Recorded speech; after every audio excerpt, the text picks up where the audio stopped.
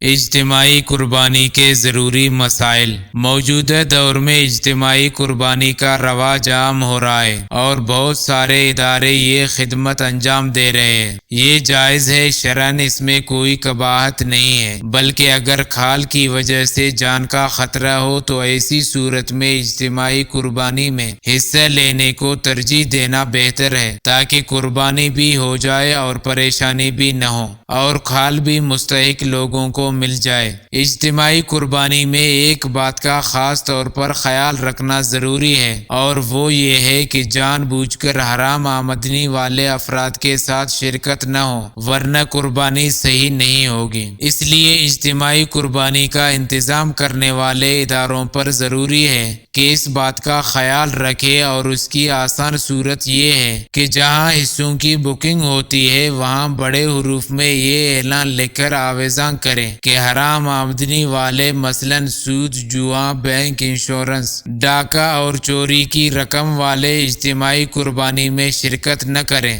ورنہ وہ خود ذمہ دار ہوں گے۔ اجتماعی قربانی میں مشترکہ جانور کو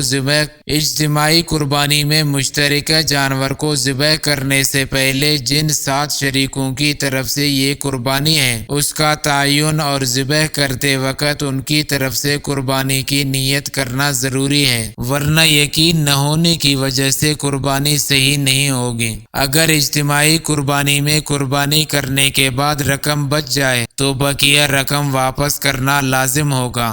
رقم جمع کرنے والوں کی اجازت کے بغیر بچی ہوئی زائد رقم اجتماعی قربانی کرنے والوں کے لیے رکھنا جائز نہیں ہوگا۔ ہاں، اجتماعی قربانی کرنے والا اجرت کے طور پر کچھ لینا چاہے تو ابتدا ہی سے متعین کر کے لے سکتے ہیں، بعد میں نہیں۔